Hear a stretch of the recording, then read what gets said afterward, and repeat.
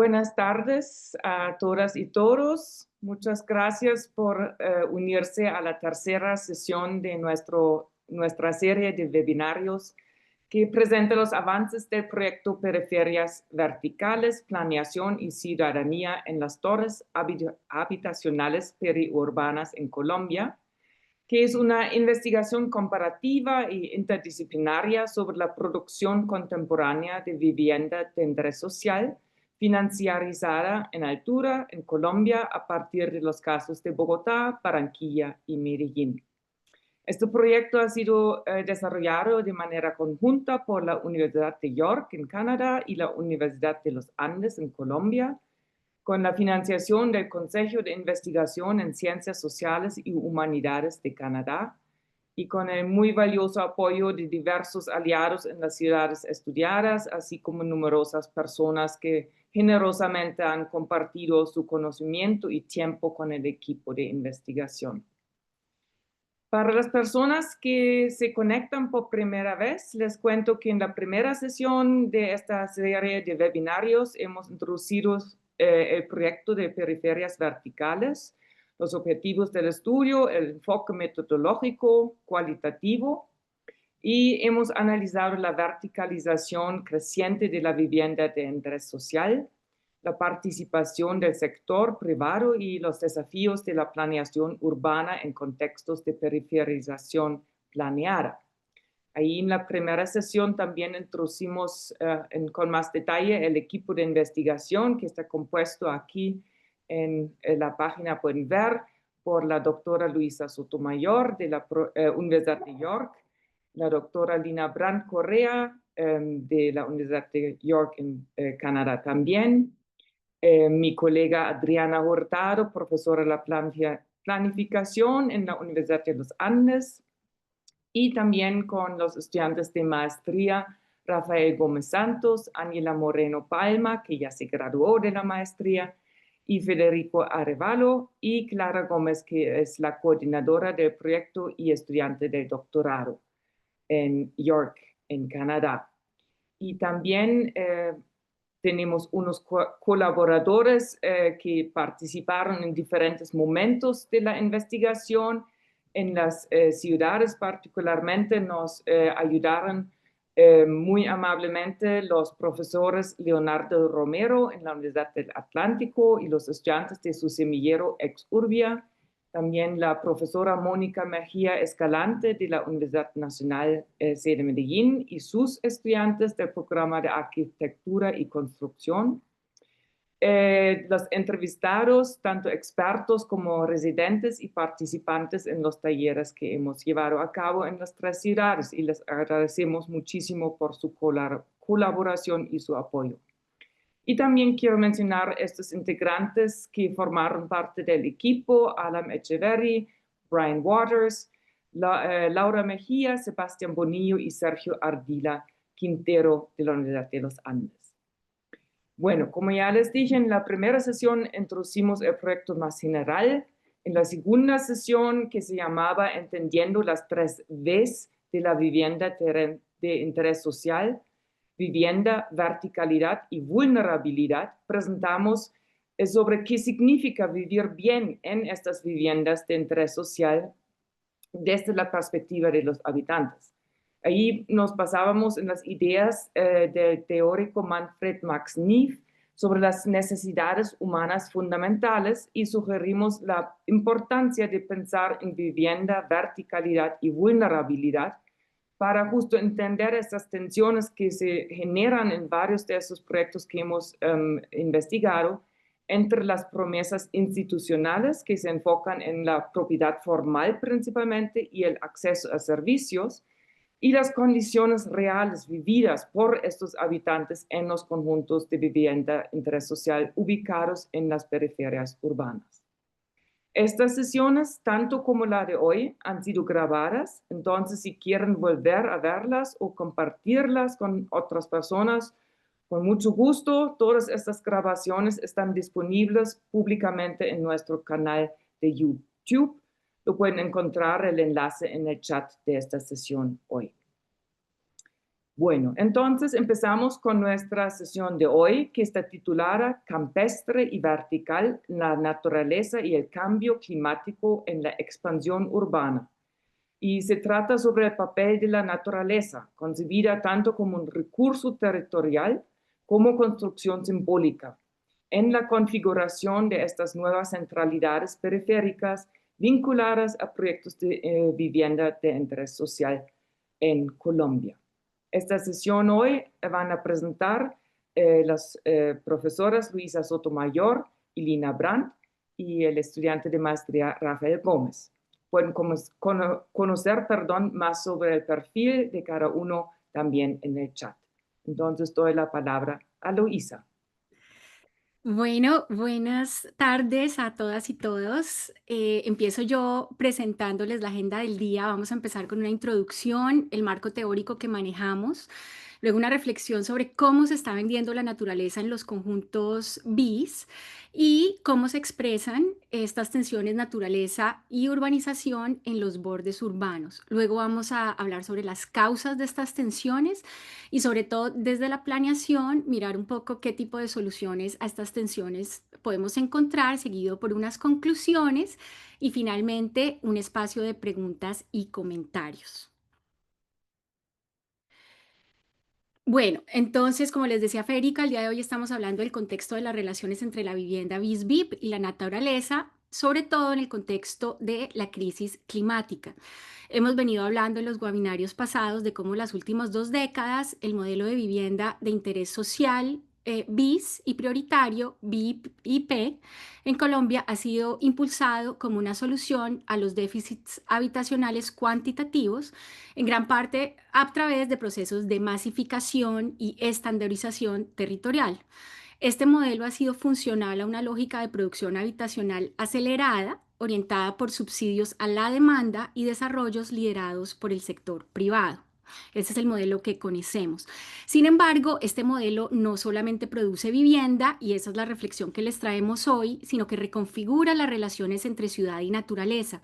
Muchas de estas urbanizaciones nuevas se ubican en áreas periurbanas o rurales en proceso de urbanización, a menudo en zonas de borde, de recarga hídrica, de suelos agrícolas o de alta vulnerabilidad ecológica. Entonces, hoy les queremos hablar sobre todo desde el marco de la ecología política urbana, cómo estas relaciones entre la vivienda social, naturaleza y crisis climática se pueden entender como expresiones de desigualdades socioecológicas y decisiones políticas a su vez, ¿verdad? Que no son neutrales. En Colombia, por ejemplo, la localización de estas viviendas en periferias ecológicamente sensibles responde menos a criterios técnicos que a las lógicas del mercado y también a procesos que se han ido dando de despojo territorial. Estas urbanizaciones transforman la naturaleza y la vuelven soporte técnico, interrumpen a su vez ciclos ecológicos que se daban y reproducen injusticias ambientales al exponer a poblaciones vulnerables a mayores riesgos climáticos. Y hoy les vamos a explicar un poco qué hemos encontrado en ese sentido. Entonces, la mirada que proponemos es una mirada crítica que cuestiona no solo dónde y cómo se construye la vivienda, sino qué tipo de relación sociedad y naturaleza promueven estas políticas de vivienda y la implementación de las políticas. Consideramos que en tiempos de crisis climática, pensar la vivienda como infraestructura socioecológica es clave para imaginar modelos de hábitat más justos, resilientes y ecológicamente sensibles. Entonces, eh, les contamos un poco del acercamiento que nosotros utilizamos desde la ecología política urbana. Vemos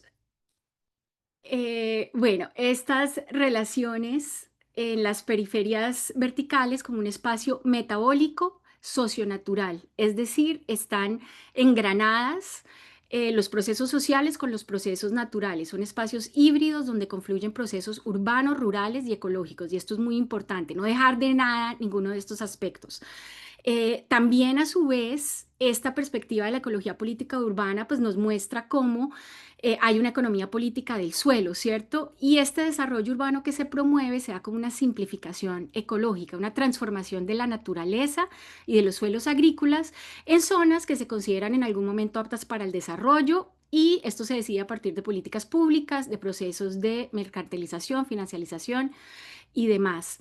Es importante desde esta perspectiva entender que, de nuevo, estos procesos no son neutrales, sino que están construidos sobre injusticias socioambientales y producen injusticias socioambientales. Y estas injusticias socioambientales tienen que ver con juegos de gobernanza, juegos urbanos de poder, donde hay tomadores de decisiones y personas que los implementan, pero que a su vez también están de la mano con la agencia de residentes y las ecologías urbanas cotidianas, como las personas, los residentes, habitantes nuevos y antiguos están todos los días generando ecologías alternativas más justas e interactuando con estos espacios. Entonces, aquí les muestro en esta gráfica el engranaje naturaleza, vivienda y procesos inequitativos políticos y socioecológicos, sabiendo que las tres cosas están coproducidas, van de la mano en el marco de la crisis climática. Entonces aquí quiero resaltar que estas ubicaciones se dan no por razones técnicas, sino por lógicas de mercado y despojo territorial, lo cual es importante. Eso nos da una apertura para pensar que de pronto se pueden hacer diferentes las cosas.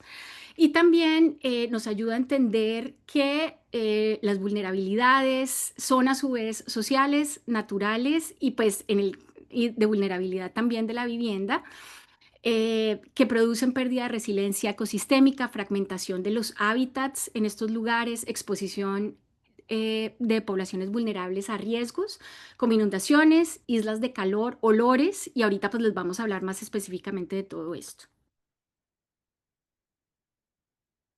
Entonces, expandiéndonos un poquito más sobre estas injusticias socioambientales y el desplazamiento. En muchos casos vamos a ver cómo esta lógica que reproduce desigualdades, tiene también, las desigualdades no se producen iguales para todo el mundo. Hay personas que asumen, grupos que van a asumir los costos ecológicos de esta urbanización periférica, y también va a haber una redistribución de estos costos y riesgos ambientales según los ejes de la diferenciación social, ¿no? Entonces es importante tenerlo en cuenta a través de la presentación. Eh, Antes de continuar, también quiero contarles que hay unos debates importantes que nos pueden ayudar a enmarcar y a entender estas relaciones dicotómicas, si se quiere, entre naturaleza y ciudad y cuáles han sido las respuestas de la planeación. Entonces, empezar por decir que históricamente las ciudades, sobre todo de tradición, digamos, de urbanización europea, fueron históricamente concebidas como espacios opuestos a la naturaleza, donde se genera un lugar seguro, ordenado, frente a una naturaleza que se asocia con un desorden, con peligro, con lo salvaje.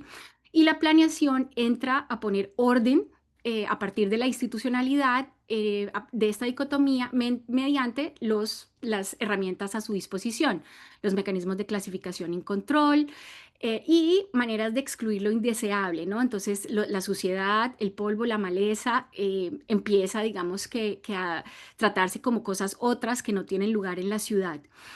Después hay un proceso de mercantilización de la naturaleza en las economías urbanas y es esta lógica extractiva y de la industrialización, donde la naturaleza está al servicio de la ciudad, que realmente prima esta visión hasta la crisis ambiental y el surgimiento de la agenda de sostenibilidad, más que todo en los 70s y 80s, sin que realmente se planteen grandes soluciones sobre cómo, digamos, reducir las vulnerabilidades y pues muchos de los temas que estaban causando grandes vulnerabilidades. En el momento actual estamos, digamos que aprendiendo de nuevos debates de postcrecimiento y de crecimiento, de revalorización de la naturaleza, donde la naturaleza empieza a ocupar un espacio fundamental y donde se aspira a una integración entre la ecología y la innovación urbana. ¿Pero qué quiere decir eso?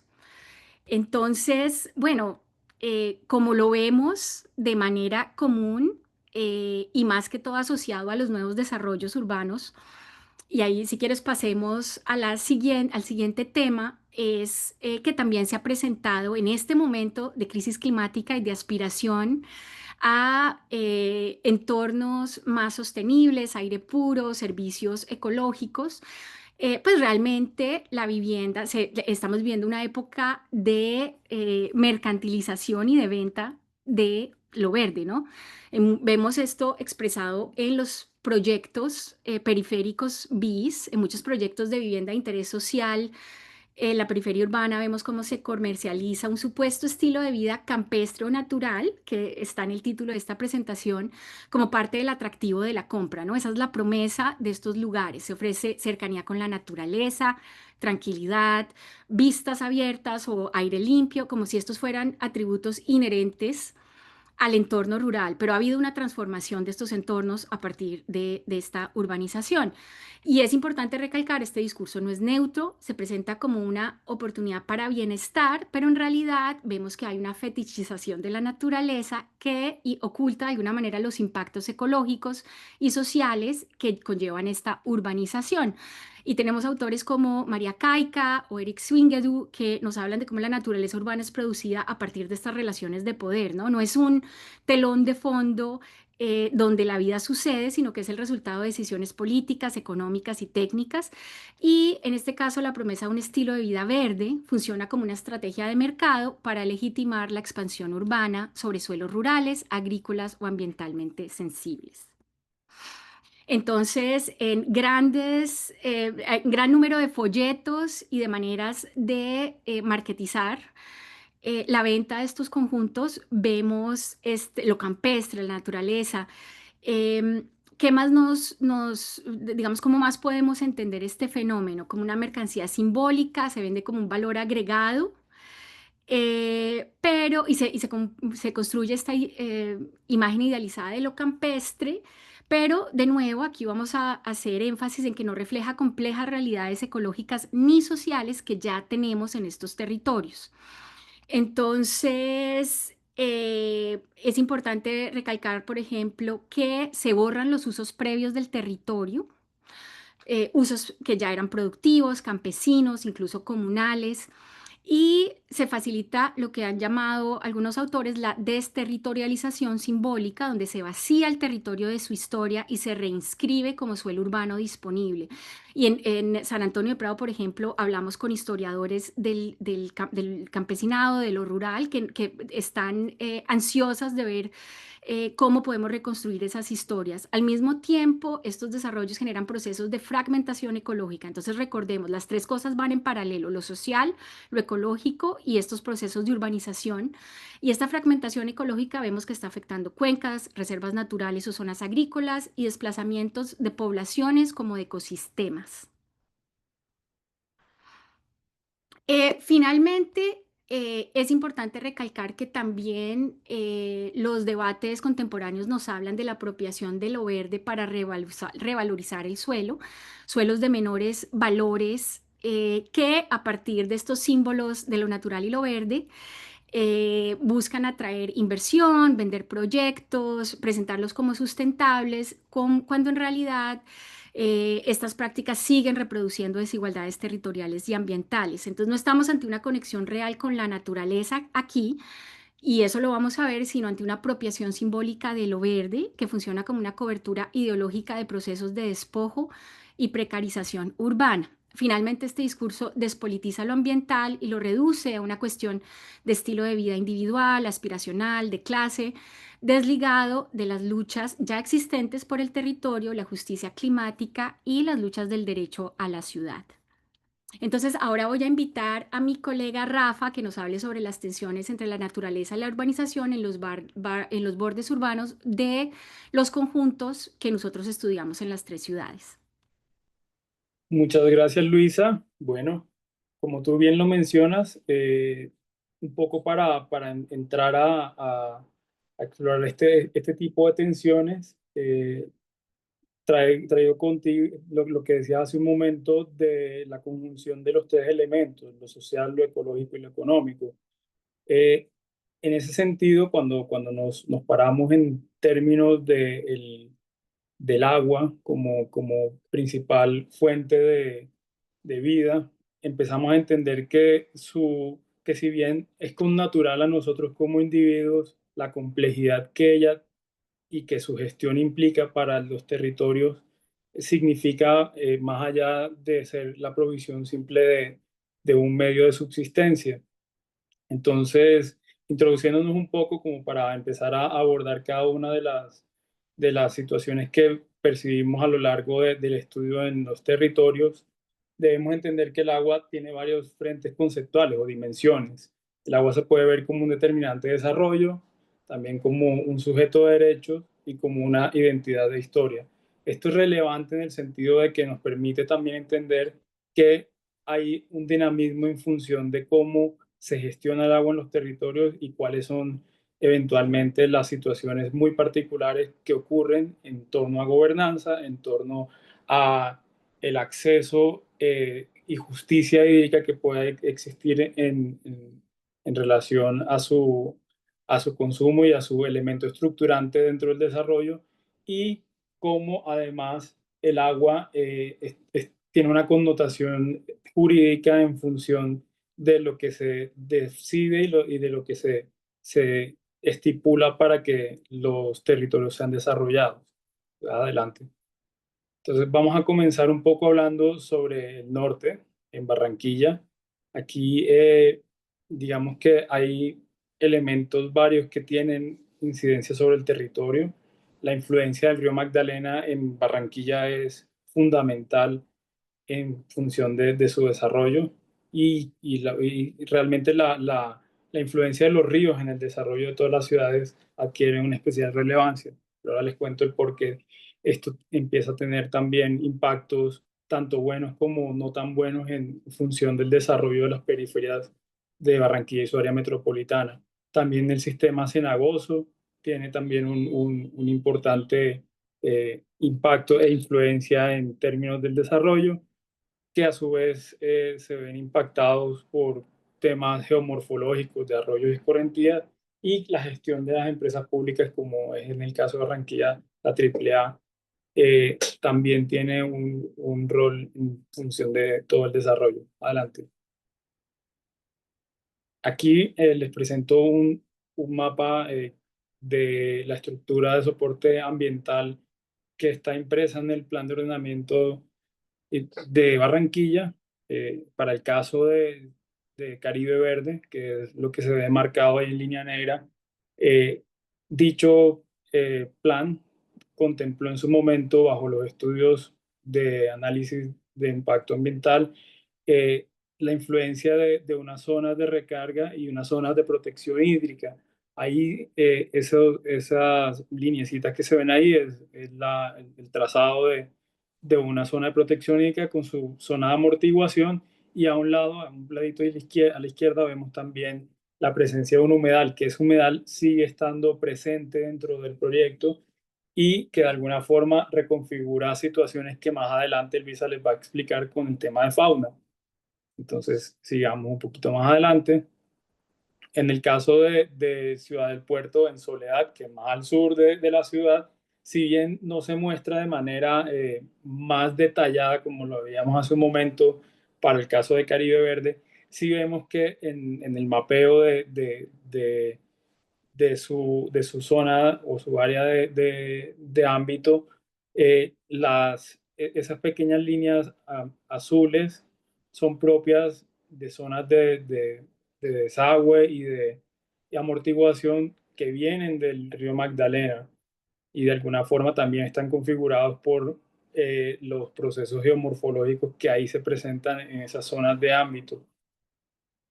También quería mostrarles, porque no todo es desde la percepción de lo muy arriba, también desde la gestión de las las sociedades y de las comunidades, como eso que ven ahí, esa foto que ven ahí, es una planta de tratamiento de agua potable que se da justo en inmediaciones del desarrollo de Caribe Verde. Esa planta de tratamiento de agua potable, si bien dentro de los desarrollos urbanos uno presume que el reparto equitativo de cargas y beneficios para proyectos de gran envergadura como lo es Caribe Verde deberían tener también un impacto no solo al interior, sino por fuera, en el sentido de garantizar infraestructura básica de saneamiento. Para esta zona en su momento no fue así y le tocó a la comunidad unirse y conseguir recursos y gestionar para construir su propia plantica de tratamiento de agua potable en ese sector, justo pegadito. Ahí no se alcanza a ver la foto, pero queda justo pegado continúa al proyecto de Caribe Verde. Entonces, sigamos adelante un poco. Aquí, digamos, como para cerrar un poco el tema de Barranquilla, Barranquilla, si bien tiene una serie de elementos que transversalizan el agua en su territorio, desde el punto de vista del acceso a la misma, en función de una perspectiva muy positiva, en Barranquilla el agua es potable, se puede consumir en la mayoría de su territorio, pero pues también tiene una serie de eventos y de tensiones que más adelante les voy a mostrar. Por lo pronto veamos un poco el tema de la Ciudad de la Prosperidad en Madrid, que nos pareció un caso bien particular porque ellos en medio de su desarrollo, para poder lograr que les habilitaran esa intensidad o esa alta densificación, los desarrolladores tuvieron que convertirse en gestores en una empresa pública de servicios, básicamente. Entonces lo que ellos gestionaron al interior del proyecto fue el uso del acuífero de Madrid a través de unos pozos profundos, con el fin de garantizar la demanda hídrica del sector. Y eso tuvo una lógica en función también, como les venía diciendo hace un momento, de la connotación que tiene agua como sujeto de derecho. Ahí entra un tema de la sentencia del río Bogotá, que de alguna forma los obligaba a tener una autogestión del recurso hídrico, y por lo tanto crearon el sistema de acueducto y alcantarillado propio para el mismo proyecto. Entonces, sigamos, aquí en este plano podemos ver en los punticos rojos cuáles son los pozos profundos que se encuentran tanto al interior del proyecto, que es lo que está a mano izquierda y a mano derecha, pero a mano izquierda se ve un poquito más fácil todo el tema del ámbito del proyecto. Ahí están los tres pozos profundos, y por fuera del proyecto también hay unos pozos profundos que responden a unas lógicas en donde Madrid, si bien le compra agua a Bogotá, a la empresa pública de Bogotá, eh, se han visto en una posición de escasez, y que se agudizó aún más en función de el periodo que hubo de escasez en Bogotá, de racionamiento. Entonces, ellos han tratado también de gestionar el agua desde sus acuíferos, pero entonces ahí entra ya también toda una discusión en función de cómo se sostienen los acuíferos y cómo es la capacidad de los acuíferos de recargarse en el tiempo. Aquí vemos, por ejemplo, lo que les hablaba hace un momento, el tema de cómo desde el proyecto de la prosperidad se ha gestionado todo el tema del recurso hídrico. Ahí a mano izquierda en la foto vemos una motobomba, eso hace parte del sistema, pero también cabe notar, y hace referencia a la imagen de al lado, que muchas de las personas que habitan en ese proyecto han tenido reparos en función de la calidad del agua, sienten que es muy pesada, que aun cuando el tratamiento se hace de manera efectiva, según lo que nos contaron los expertos y los desarrolladores, en ese momento hay muchas personas que sienten que el agua tiene cierto grado de pesadez por materiales sólidos, quizás infiltraciones al ser del acuífero, pues viene con eh, arenilla o cuestiones así, que de pronto en todo el sistema de filtreo no se termina de subsanar. O sea, sigamos un poquito más adelante. Para el caso de Medellín, en Medellín ocurre algo bien particular. Si bien Medellín, en los ámbitos que nosotros revisamos, tanto en Nuevo Occidente como en San Antonio de Prado, hay una interrelación entre lo urbano y lo rural. Casi que la combinación de los proyectos implicaba también la existencia de la ruralidad. Y de ahí que en San Antonio de Prado hoy todavía existan suministros de agua veredales o acueductos veredales que, si bien en teoría operarían de manera independiente, dependen mucho de la empresa pública de servicios EPM de Medellín. Entonces, ahí hay unos temas. En Nuevo Occidente sí depende totalmente de la capacidad que tenga el sistema. De hecho, hace poquito hicieron unas inversiones importantes y tienen un sistema de bombeo que da suficiente capacidad para el consumo de tanto de los nuevos desarrollos como también de algunos desarrollos que hacen parte de la ruralidad, que trabajan con temas de, de producción agrícola o bovina. Entonces, aquí vemos un plano ya mucho más general de todo el componente hídrico de San Antonio de Prado, de Medellín en general. Ese cuadrito rojo que está ahí delimita lo que es San Antonio de Prado, pero más al noroccidente pues se encuentra también Nuevo Occidente. Entonces, eso es como una imagen de referencia para tener claro de que es una zona rica en el recurso hídrico, pero que a su vez no está exenta de problemas. Y eso es lo que vamos a ver más adelante justo aquí. Entonces, el agua como amenaza. Entonces entramos, cuando uno analiza el agua como amenaza, indiscutiblemente uno entra en el ámbito del riesgo, que poco a poco en Colombia se ha venido implantando en función de decretos y leyes que obligan a que los planes de ordenamiento territorial lo incluyan y que de alguna forma lo analicen en nivel de detalle. Aquí vemos una relación entre las posibles ocurrencias en términos de riesgo y de desastres, en términos de remoción en masa, avenidas torrenciales e inundaciones, que están soportadas también en función de los estudios de detalle que hace un momento les comentaba y que al final eso es lo que se constituye como gestión y mitigación del riesgo. Siguiente, eso. Aquí vemos un planito de Barranquilla en función de cómo está determinado el riesgo para la zona de Caribe Verde. Ahí pueden ver las manchitas amarillas y naranjas, representan un nivel de riesgo medio y alto, que van muy de la mano de la imagen que les mostraba hace un principio, más atrás, en función de las rondas hídricas y las áreas de amortiguación que estaban presentes en ese territorio. Entonces, digamos que si uno se para ya, y eso lo vimos cuando estuvimos en terreno, no es tan claro que eso que se vea así desde el punto de vista de las manchas tenga un sentido de apropiación desde el punto de vista de los equipamientos. De hecho, cuando uno habla con las personas, ellos nos manifiestan que en algunos momentos de épocas de mucha lluvia, todo colapsa y hay posibles encharcamientos e inundaciones.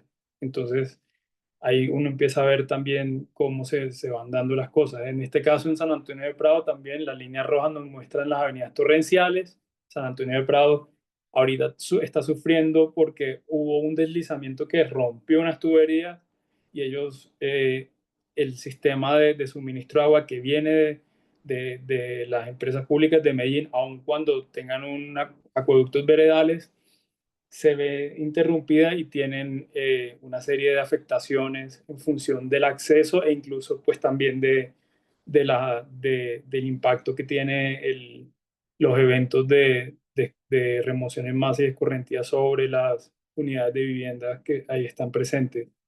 Esto que vemos acá es en Hogares Soacha. En Hogares está delimitado el tema de inundación y aquí nos pareció bien relevante el tema de que Hogares se consolidó alrededor de un barrio autoconstruido, que es el Danubio. Y paradójicamente el Danubio se llama el Danubio también porque es una zona que históricamente se inunda y que todavía hoy por hoy, con todo el desarrollo que hay alrededor, se inunda. Aquí no les alcanzo a mostrar la imagen, pero cuando uno está digamos, haciendo visita entre el Danubio y lo que es Hogares Soacha, justo en medio de los dos pues el proyecto y lo que ya está ahí, se nota que los edificios en algunos puntos están construidos sobre terraplenes de más o menos 1,5 metros de altura, justo al lado del Danubio. Eso quiere decir que la construcción se pensó en algún momento, o el desarrollo se pensó para mitigar el posible efecto de inundación al interior de las nuevas unidades de vivienda, sin que ello implicara solucionar el problema en sí de la inundación. O sea, es como bueno, ustedes sigan inundando, nosotros vamos a subirnos un poquitín más. Entonces, esos son como temas también de conflictos y de tensiones que se dan. Aquí les muestro un poco los eventos que se dan. Luisa en un momento les va a hablar un poquito más sobre el tema de las petares en Soacha, pero pues básicamente lo que les hablaba hace un momento, en San Antonio de Prado, temas por deslizamientos, en Cundinamarca, en Madrid, el tema de escasez de agua y la inundación en el Danubio. Así uno puede encontrar muchos referentes en términos de noticias que se van dando en los territorios en donde el agua infortunadamente se convierte como en el principal actor de todo esto. Adelante, Luisa.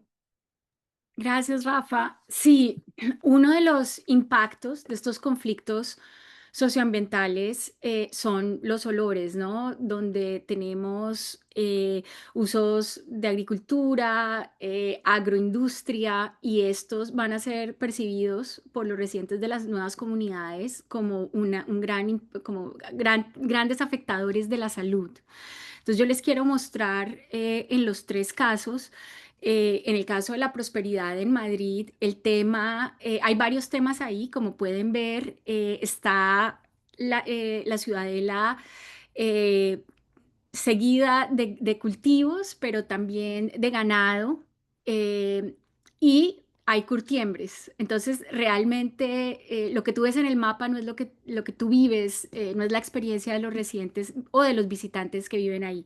Entonces, pues acá tenemos una cita de una mujer joven, propietaria, madre, que realmente el mayor impacto y el mayor problema que le encuentra en la ciudadela, a pesar de que le gusta mucho su conjunto, es los olores y cómo siente que este afecta a sus hijos, afecta a los niños y en general a la comunidad. Lo mismo vemos en el caso de Hogares Suacha. Casi que los olores es un tema recurrente en todos estos conjuntos del que poco se habla, como nos contaba Rafa.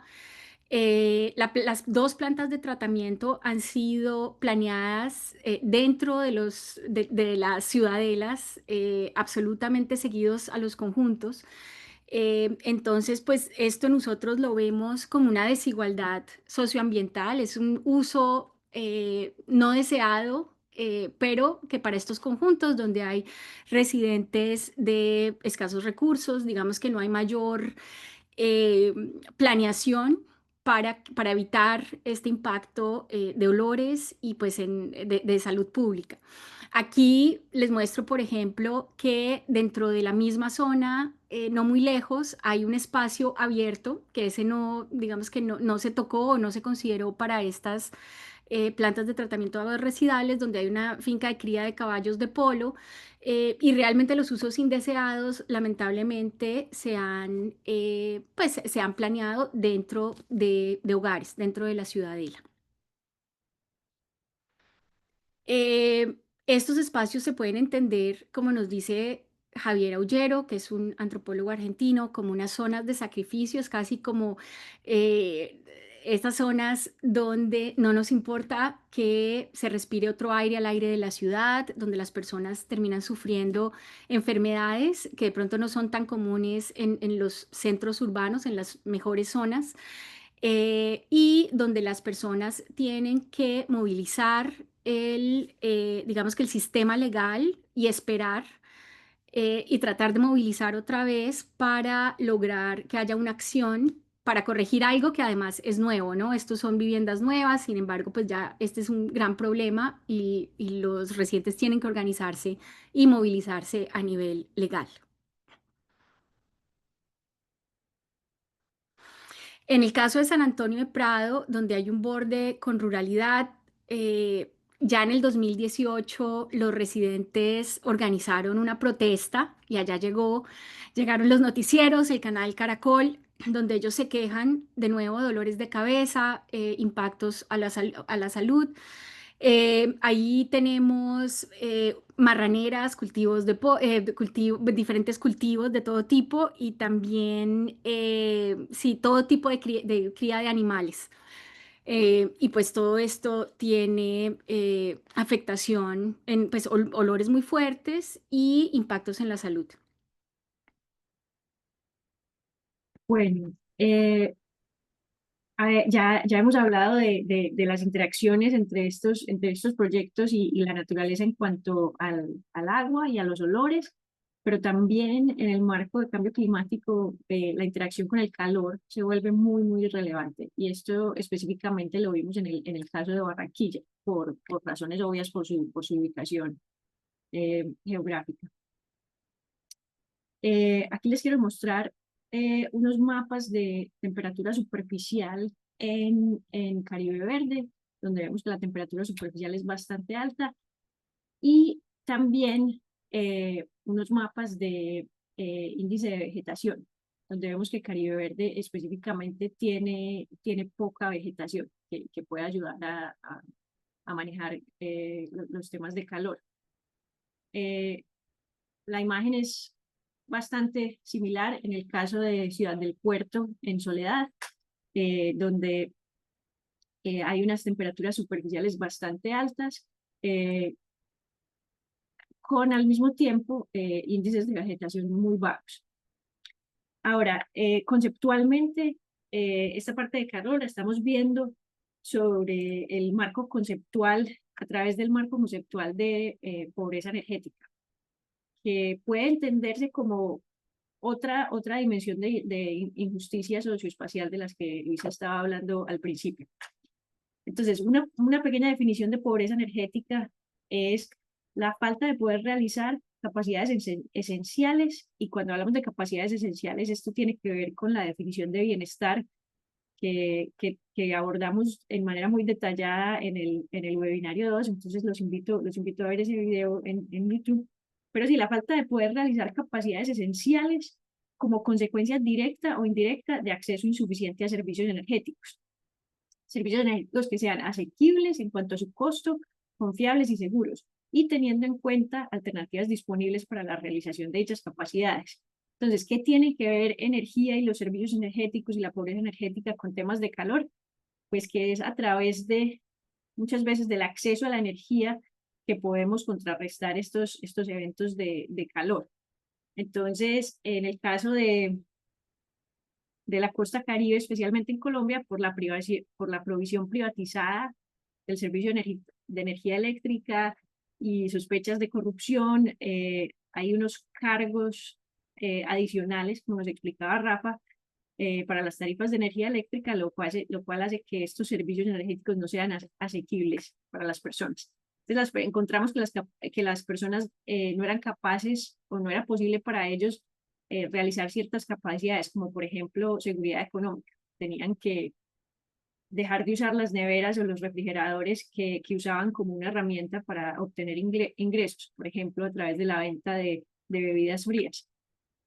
También impactaba las capacidades alrededor de relaciones sociales, porque no se invita a la familia o a los amigos cuando la casa está muy caliente.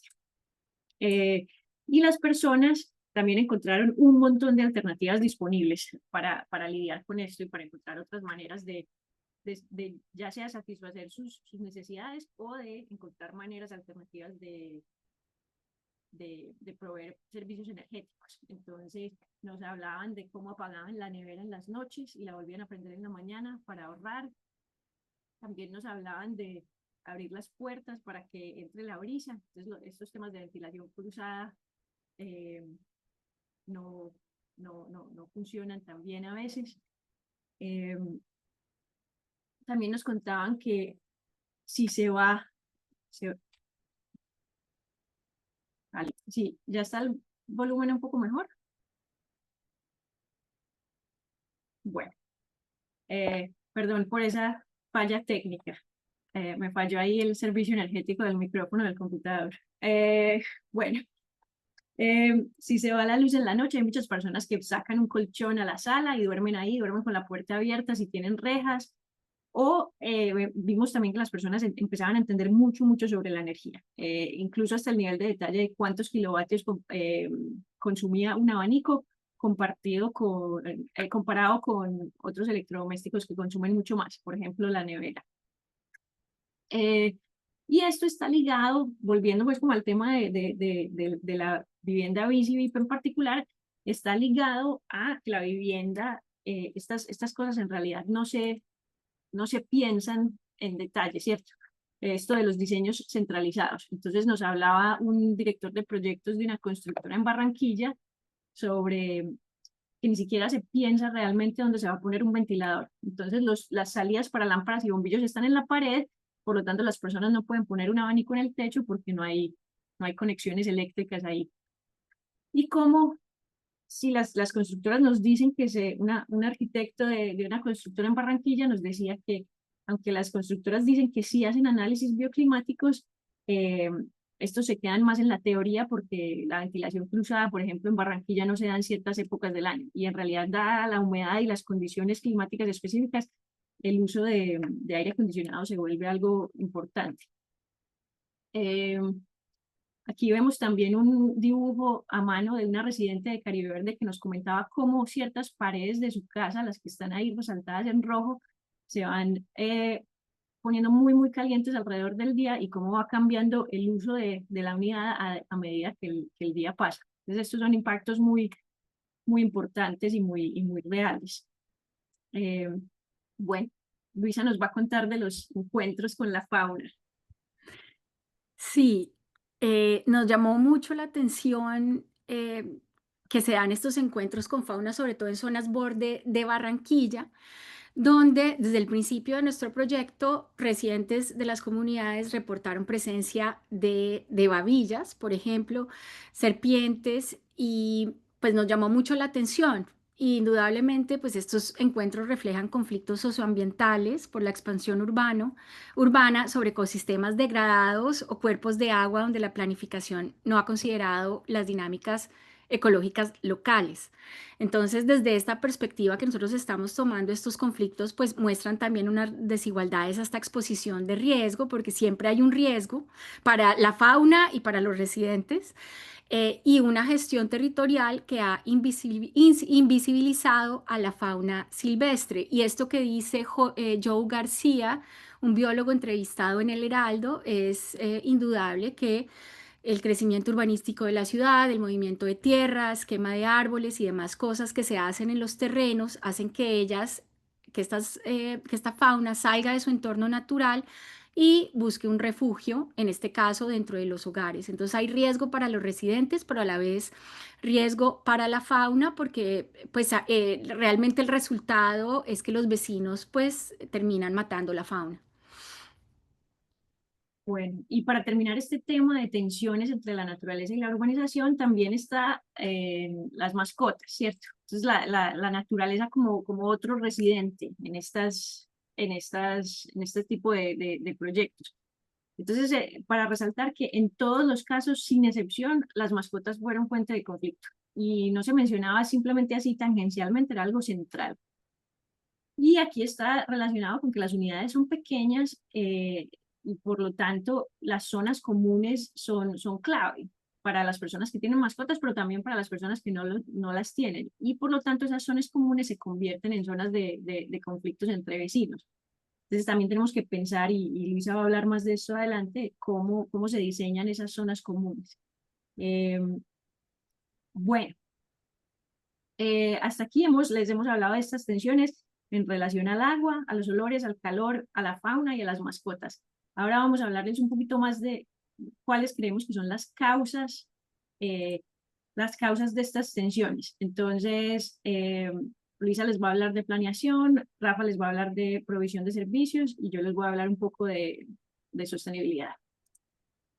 Gracias, Lina. Sí, indudablemente, pues muchos de estos conflictos son el resultado de una zonificación muy segregada y descontextualizada, no pensada desde el entorno. Entonces encontramos que hay unos planes que separan artificialmente usos del suelo sin considerar los ecosistemas existentes. También pues estamos introduciendo nuevas densidades sin una adaptación ecológica o bioclimática, como Lina lo explicó. Y el resultado pues es aumento de malos olores por acumulación de residuos, aguas estancadas, falta de infraestructura de saneamiento y demás. También encontramos, y pues esto es un tema importante, que la infraestructura es o insuficiente, a veces no es insuficiente, también es mal planeada. Las plantas de tratamiento de las que hablamos pues nos dan un ejemplo de esto. Muchas veces no se construyen, otras veces no se activan, como en el caso de Hogares Soacha, otras colapsan por sobrecarga, lo que genera emisiones de metano, sulfuros y lixiviados. Vemos que hay falta de sistemas adecuados para gestión de residuos orgánicos y pues el resultado es proliferación de plagas, presencia de fauna silvestre oportunista y generación de olores de nuevo. Es muy importante, y esto no lo hemos oído hablar de ningún experto, porque esta política de vivienda se está implementando sin pensar en corredores ecológicos, y en la manera como están interrumpiendo los hábitats. Entonces, al urbanizar zonas rurales, por ejemplo, sin estudios ecológicos suficientes, se rompen estos corredores de fauna, se destruyen hábitats de especies silvestres y el resultado es esta presencia frecuente de animales en zonas habitadas, lo cual genera miedo, conflicto y matanzas. Está también el tema de la normativa deficiente o algunas veces inaplicable para, en el caso específico de animales domésticos, pues que es muy importante. Entonces tenemos un modelo de vivienda vertical que no contempla adecuadamente el lugar de los animales de compañía en la vida cotidiana de las familias. Apartamentos muy, muy pequeños, en donde las mascotas indudablemente necesitan mucho más espacio, viniendo sobre todo del momento post pandemia. Y hay una ausencia de zonas verdes funcionales o espacio para pasear mascotas, sabiendo que el espacio de parques infantiles no puede ser a su vez el espacio de las mascotas. Se requiere un poco de separación y de espacios más amplios para mascotas. Entonces tenemos como resultado el excremento animal en áreas comunes, conflictos entre vecinos que también se dan por ruido, por olores que generan también mascotas, agresividad de animales en ascensores, por ejemplo, y demás. Nos llama la atención la imposición de modelos arquitectónicos estandarizados, como nos lo contaba Lina, en el que un diseño que se genera desde Bogotá se implementa sin, digamos que, adecuación bioclimática o sin pensar en este entorno.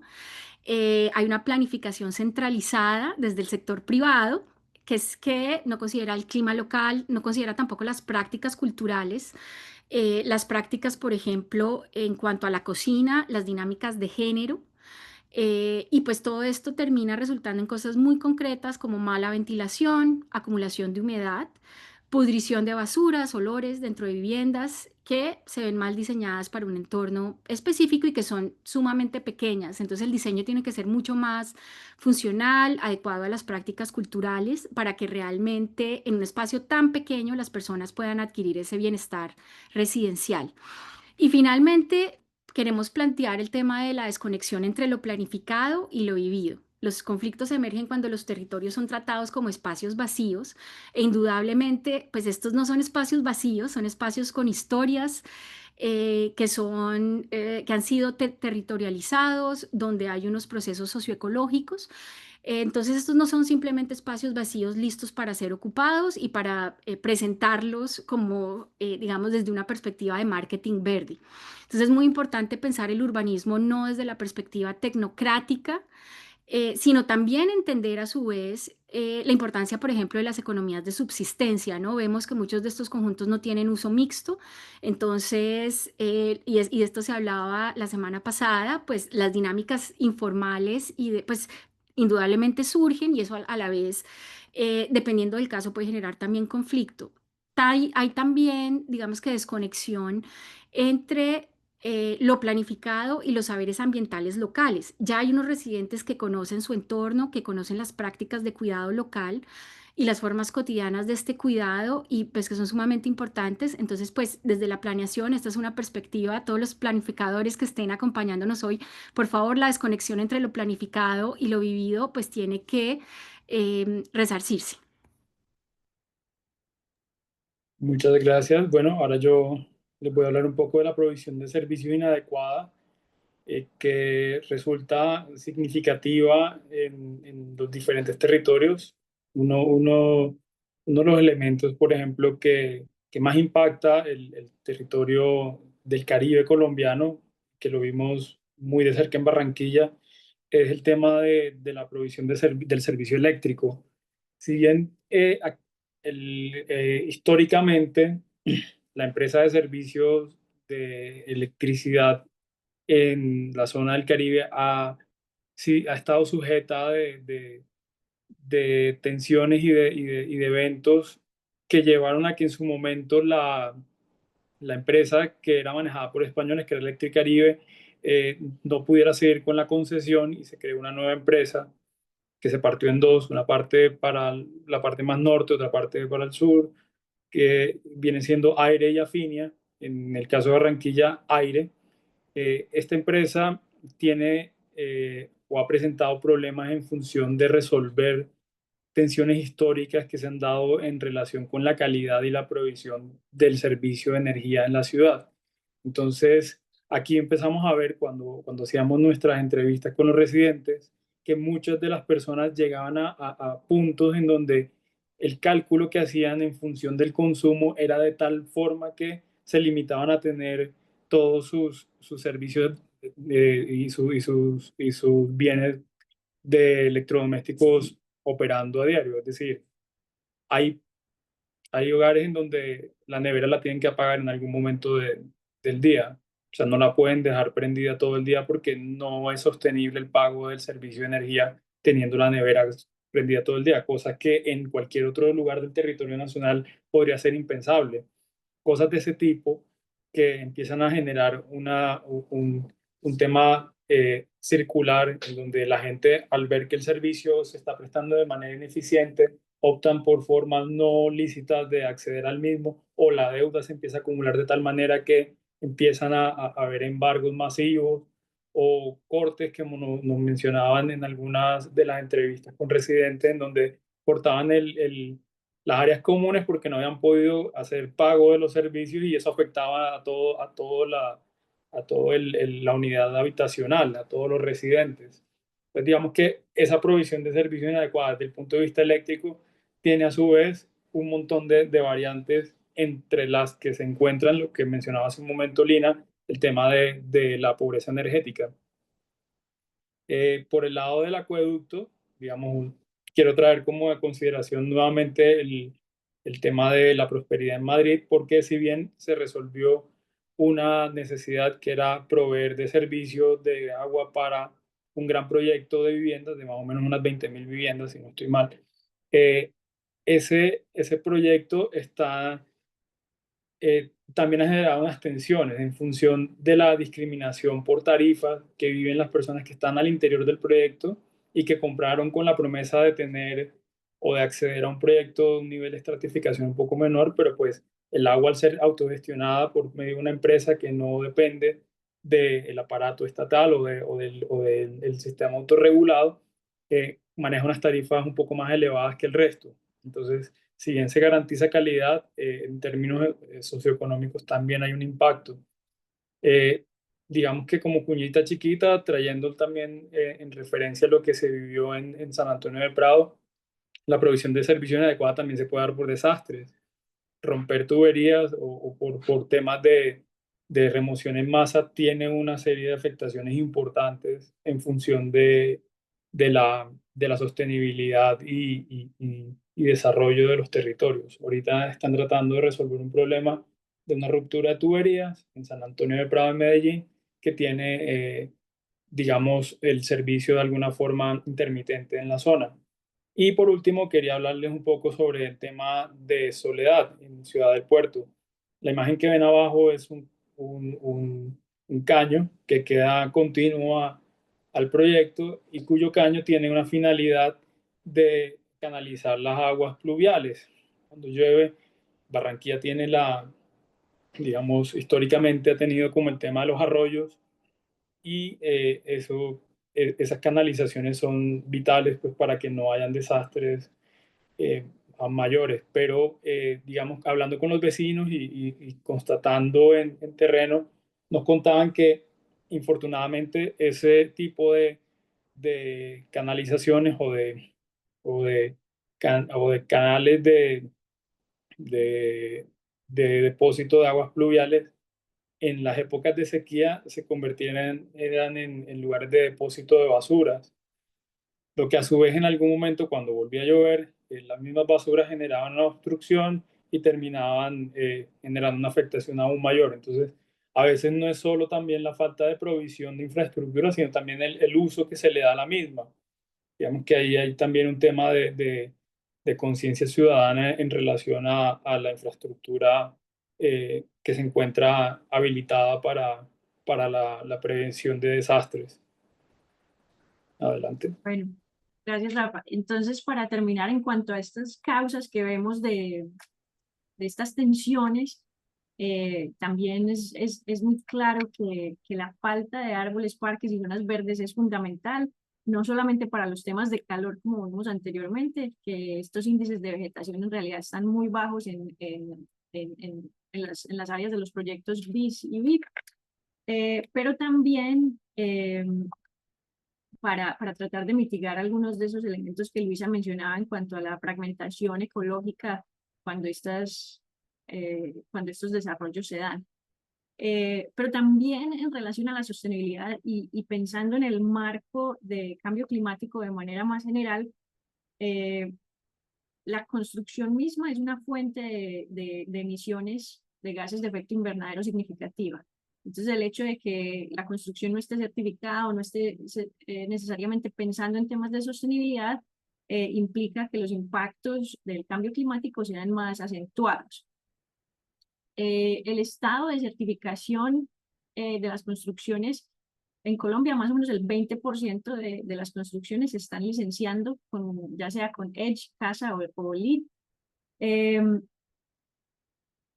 Más o menos la mitad de esos son proyectos BIS. Entonces, digamos que más o menos el 10% de las construcciones BIS están certificadas.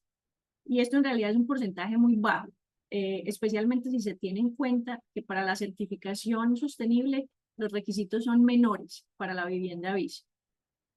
Y una de las razones por la que esto pasa es porque los incentivos tributarios para la certificación sostenible no son realmente atractivos para las constructoras, porque las constructoras ya tienen un incentivo tributario alrededor de la devolución del IVA por los materiales de la construcción.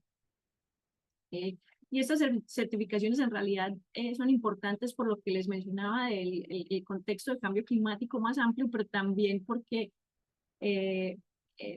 las certificaciones premian desarrollos que tengan, que vayan más allá de las sesiones obligatorias en cuanto a espacios verdes, parques, espacios comunes, todo eso se premia. Entonces hay una relación importante ahí entre las certificaciones y el espacio verde también y cómo se piensa el manejo de agua, de energía, de todos estos elementos. Bueno, entonces esas son las causas que hemos identificado de estas tensiones, y tenemos aquí tentativamente, estamos proponiendo unas soluciones a esas tensiones, ¿cierto? Y vemos dos opciones principales. Una vez están construidos estos desarrollos, hay dos opciones principales que se retroalimentan mutuamente, ¿cierto? Una es adaptar el territorio a las nuevas realidades, y muchas veces esa adaptación del territorio es liderada por los mismos residentes, pero también que las personas se adapten a un territorio periférico y en contestación. Y esto lo que quiere decir es, por ejemplo, inversiones en infraestructura, ya sea gris y verde, para el manejo de aguas, lluvias y del calor, etcétera. O sea, son todas estas cosas que se pueden hacer ya mismo y que las comunidades mismas están liderando y tratando de obtener. Pero todo esto en el marco de pensar que debemos hacer las cosas de manera diferente en el futuro, ¿cierto? Y pensando en esto de cómo se hacen las cosas diferentes en el futuro, tenemos varias sugerencias. Por ejemplo, se pueden vincular los incentivos BIP y BIS a la certificación de construcción sostenible. Entonces, por ejemplo, que la exención del IVA a los materiales de construcción el gobierno solo lo da si se obtiene una certificación de construcción sostenible, ¿cierto? Esa es una posible solución, pensando más a futuro. También pensar en modelos de economía circular local en las periferias. Entonces, promover sistemas productivos y de infraestructura que reutilicen residuos, aguas, materiales localmente. Entonces, estamos pensando en cosas de compostaje, reciclaje, huertas urbanas, sistemas de retención de agua, huertas urbanas y reciclaje. Vimos ya algunos de estos ejemplos en algunas de las unidades, pero no es algo que veamos de manera generalizada. Esto reduce la dependencia de sistemas centralizados y favorece la resiliencia en estos tipos de conjuntos. También, por ejemplo, cambiar los sistemas de gobernanza hacia un sistema que se base en los comunes socioecológicos, entonces fomentar la gestión comunitaria de espacios verdes, de agua, de la energía y del suelo a través de modelos participativos y cooperativos. Esto no hemos visto muchos ejemplos de esto, pero puede incluir el reconocimiento de territorios colectivos, reservas comunitarias o parques agroecológicos autogestionados. También es importante pensar la planificación para que considere los flujos materiales y energéticos entre ciudad y territorio. Entonces, es ir más allá de mitigar los impactos, sino más bien reorganizar la relación entre el hábitat humano y la naturaleza. También proponemos coproducir infraestructura y servicios, y lo que es muy importante acá es reconocer la capacidad organizativa de los habitantes periféricos y incorporar mecanismos de coproducción entre comunidades, gobiernos y expertos técnicos, especialmente en el diseño de soluciones climáticas adaptadas al contexto local, porque hay numerosos ejemplos de cómo cuando las cosas se imponen desde arriba y desde un lente muy técnico, tienden a fallar. Y finalmente, hacer una planificación que sea en el marco de post-crecimiento y regenerativa también. Entonces, esto implica superar la lógica de expansión territorial como sinónimo de desarrollo y explorar las formas de planificación que prioricen la reparación ecológica, el derecho al arraigo y la redistribución de recursos urbanos. Bueno, Luisa nos va a llevar a unas conclusiones de esta sesión. Bueno, muchas gracias, Lina. Para terminar y de pronto para abrir la discusión, queremos retomar la idea de que los procesos de urbanización periférica y vivienda, el cambio climático y la desigualdad y la vulnerabilidad están muy ligadas, están engranadas, como lo vemos aquí. Y para reducir las vulnerabilidades al cambio climático hay indudablemente que pensar las tres cosas a la vez, pensar la vivienda, el cambio climático, la desigualdad, y pues no hay otra manera de hacerlo que a fondo. Ya estamos en un momento en el que no es vender lo verde y el estilo de vida campestre. El estilo de vida campestre no nos va a reducir los riesgos, no nos va a hacer más resilientes. Las inundaciones, la exposición a la fauna, vivir cotidianamente con olores fuertes, sabores raros del agua, son realidades, están marcando la vida cotidiana de las personas en conjuntos de gran escala. Entonces, pues llegó el momento de, más allá de prometer estilo de vida campestre, de pensar estructuralmente y de organizar a partir de la planeación, por ejemplo, mirar la planeación no como un arreglo sociotécnico, sino pensar en la planeación como una herramienta poderosa para reorganizar las capacidades que tenemos en la sociedad de manera diferente. Entonces, venimos pensando en este equipo, este engranaje, cómo se puede pensar de manera diferente, cómo se puede interrumpir y cambiar la maquinaria para mejorar lo que tenemos hoy en día, pero también reducir vulnerabilidades y de alguna manera tener una perspectiva a futuro. Entonces, de nuevo, esta maquinaria puede interrumpirse desde una perspectiva más estructural y de fondo, no como un arreglo tecnocrático, sino como una manera de organizar de mejor manera la disposición de suelos, de recursos, de forma equitativa y mirando hacia la justicia ambiental. Entonces, necesitamos, por ejemplo, una planificación situada y ecosistémica. ¿Qué quiere decir esto? Pues, en primer lugar, evitar urbanizar zonas ecológicamente sensibles y reconocer las dinámicas sociales en estas zonas, en estos territorios, y reconocer las dinámicas naturales preexistentes. Esto poco se ha hecho y pues se sigue construyendo BIS, entonces pues este es un momento de mirar si hay una forma de hacer esto distinto. Por otro lado, pensar la infraestructura también de manera diferente, ¿no? Hay que pensar cómo implementar sistemas de saneamiento, tratamiento de residuos y drenajes adaptados al contexto local. Entonces, de nuevo, el tema contexto local es un tema importante que vimos a través de de todo el webinario. Diseño habitacional adaptado al clima y a los modos de vida. El cambio climático está teniendo ese impacto fuerte con la exposición al calor. Esta exposición al calor tiene dinámicas de género pues muestra unas inequidades sociales muy fuertes. Entonces hay que abandonar modelos estándar, incluir ventilación natural, espacio para huertas, mascotas y usos múltiples, pero también reducir la pobreza energética. Entonces, súper importante porque sabemos que no todo el mundo, pues realmente la necesidad para el ventilador, necesidad de ventilador y aire acondicionado es real en lugares muy cálidos.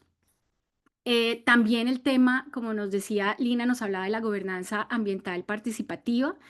Digamos que estas bases, este tema más estructural, pues tiene que generar unas bases de estructura barrial de cogestión, donde los vecinos tienen conocimiento y pueden cogestionar con el Estado y con otros actores con capacidades de decisión real.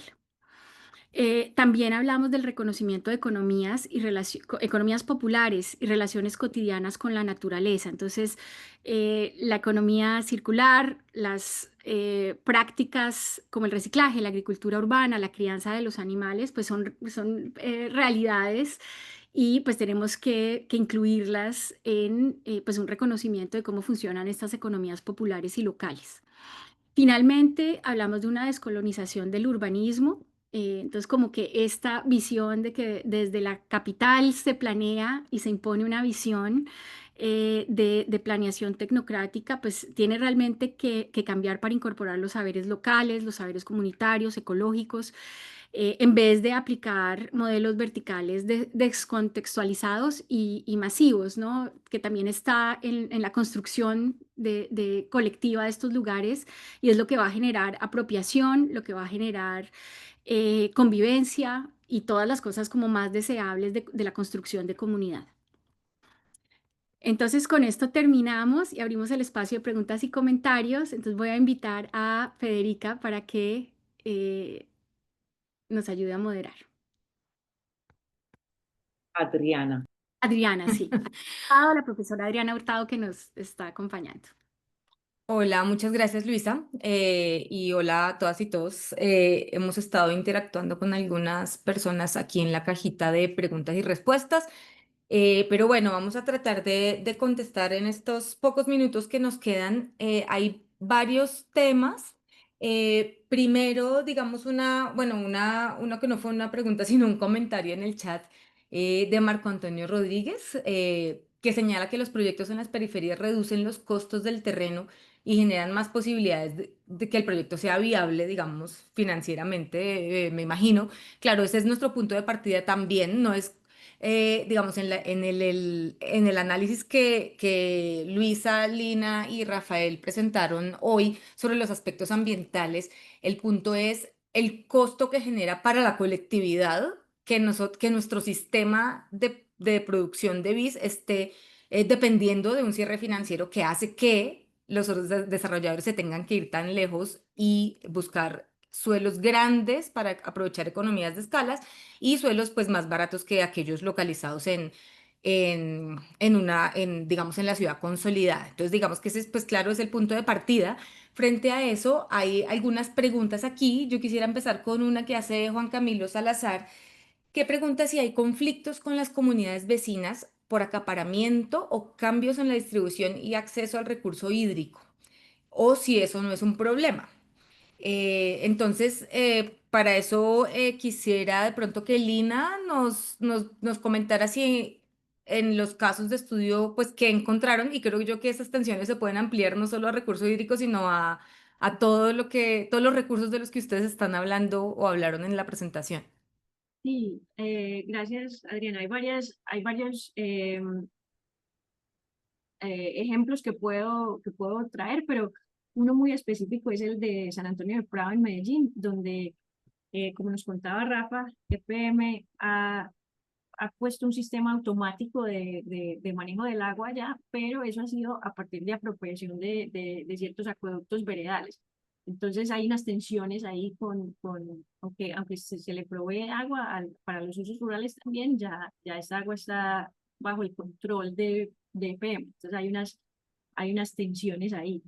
Eh, Mi compañera Ángela nos recordaba también del caso de San Cristóbal en Bogotá, que es el caso menos periférico que tenemos, en el cual también ediles y líderes antiguos manifiestan que la falta de agua por las construcciones interrumpe su bienestar.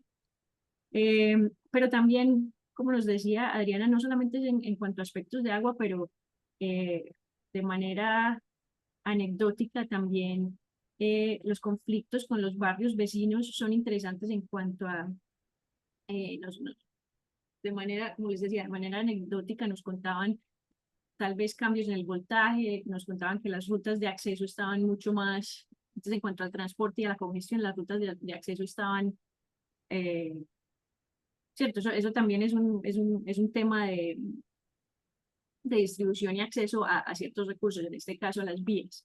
Entonces, sí vemos esos conflictos eh, con los vecinos. eh, sí, básicamente la respuesta es sí, sí vemos. Listo, Lina, gracias. Otra pregunta de Germán Montenegro dice que sí han detectado algún proyecto o conjunto vertical de vivienda en áreas rurales o suburbanas. Luisa, ¿quieres comentarnos sobre esto? Sí, gracias Germán por la pregunta. El tema es interesante y no me voy a expandir en él porque la próxima semana los esperamos a todos a hablar de estos conflictos de planeación, que es el tema del próximo viernes. Y pues realmente lo que encontramos es que sí, hay muchos desarrollos que se ubican en zonas que no estaban inicialmente en los suelos de expansión de la ciudad, sino que se pasaron por macroproyectos. También hay casos en donde el plan de ordenamiento territorial, digamos que aprueba un proyecto, pero luego el plan se tumba.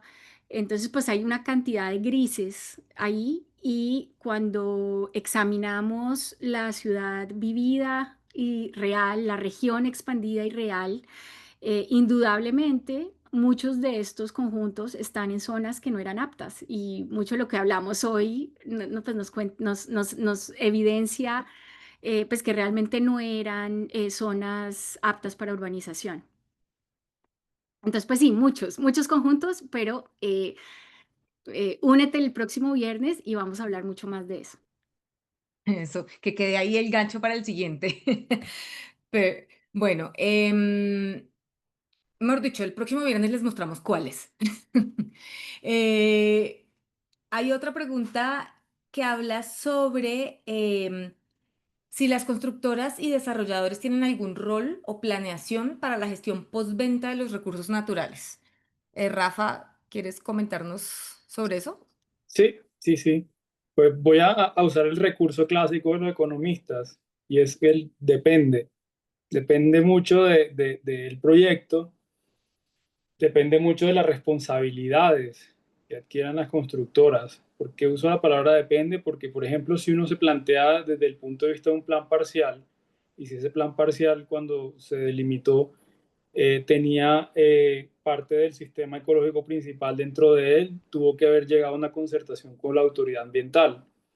Y esa concertación con la autoridad ambiental muchas veces pone unos determinantes en función de lo que deben desarrollar en el tiempo los constructores o los generadores de suelo. Entonces ahí entrarían a plantearse, digamos, responsabilidad hacia adelante. Un caso práctico, lo que revisamos ahorita, por ejemplo, el de las Petares. Esas Petares las construyó Apiros, y hoy Apiros tiene o está en proceso de un proceso de sancionatorio en función de que las Petares no están funcionando bien. Aun cuando Apiros ya ha entregado un montón de unidades, ellos todavía tienen una responsabilidad sobre ese tema ambiental del manejo de los residuos. Entonces, digamos que la respuesta va a depender mucho de cuál es la cualificación que existe previo al desarrollo, y cuáles son también las cargas que impone el municipio o distrito en relación al desarrollo del mismo. Eso se traslada al final, pues, al constructor o desarrollador, y él a su vez tiene un término también para suplir eso. Digamos que también uno tiene que definir el tema de la responsabilidad civil que adquiere después de la entrega de un bien inmueble. Si no se hizo una buena gestión, pues tendrá algún tema, pero pues vuelvo a mi punto inicial, todo va a depender de la naturaleza del proyecto. Gracias, Rafa. Bueno, y hay un último tema, que hay un comentario en el chat y una pregunta. El comentario es de Jorge Casas y la pregunta es de Lina González, pero ambos hablan del mismo tema. Y Jorge dice, es bien interesante mirar cómo muchas veces el discurso de gestión del riesgo se utiliza para generar procesos de urbanización, gentrificación y turistificación. Y Lina pregunta puntualmente si nosotros en el proyecto hemos estudiado procesos de gentrificación o desplazamiento con esta verticalización de las periferias asociado a la planificación verde.